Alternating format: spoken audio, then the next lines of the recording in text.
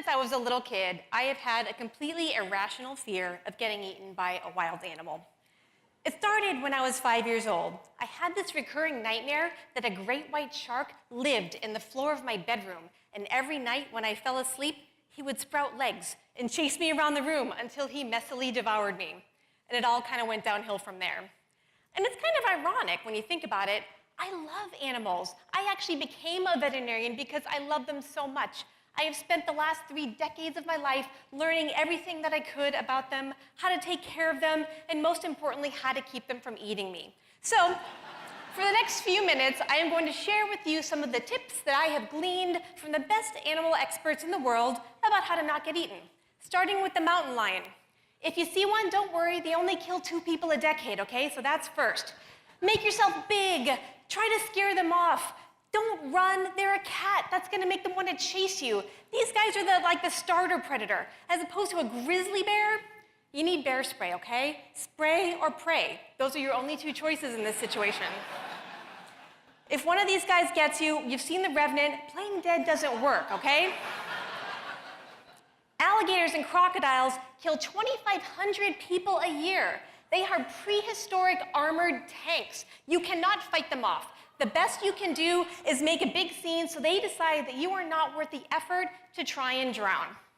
Constrictors. The rule of thumb, you need 1 person per every 6 feet of snake in order to get one of them off you once they start to coil.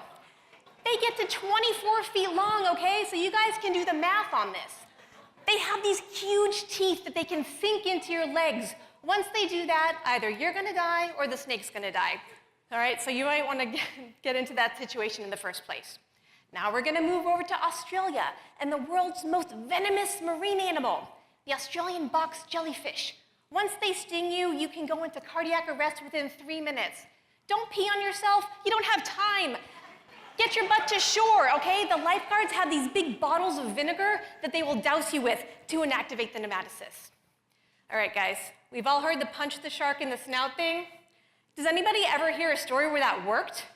There are 15 of these guys off the coast of San Clemente as of yesterday. I don't like to take the risk. I say you guys should just stay on the shore.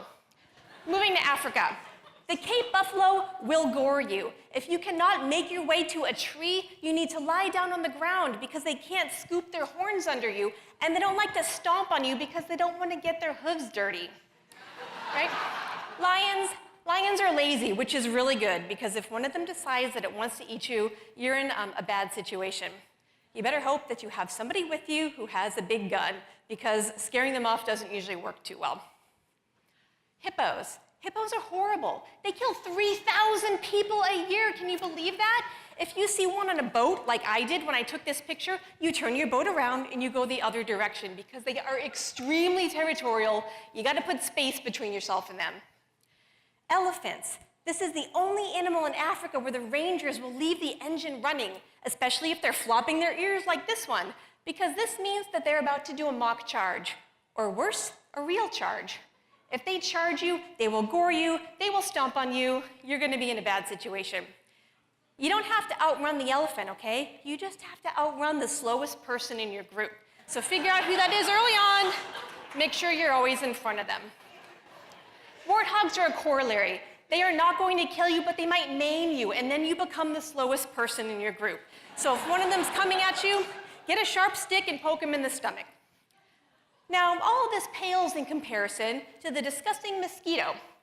600,000 people a year die of mosquito-borne diseases. So if you're worrying about an elephant and you haven't doused yourself from head to toe with DEET, you're an idiot, right? Now, of course, the worst animal of all, the khaki-clad hominid. You stand a much worse chance of being killed by one of these guys than all the rest of the animals put together. That's why I like to go out into the boonies. As a woman, that is the safest place for me to be. So you might be asking yourself, really, what am I gonna die of? In America, you have cancer and you have heart disease. 600,000 people a year of each. Maybe diabetes. Wild animals don't even fit on there. If you get killed by a wild animal, that's kind of cool, right? It's a great story for your next of kin to tell. So, despite all of this, I really hope that you take all of my little tips into consideration and go out there and experience these beautiful creatures one-on-one. You're not going to die. I promise you that the reward is well worth the risk. Thank you.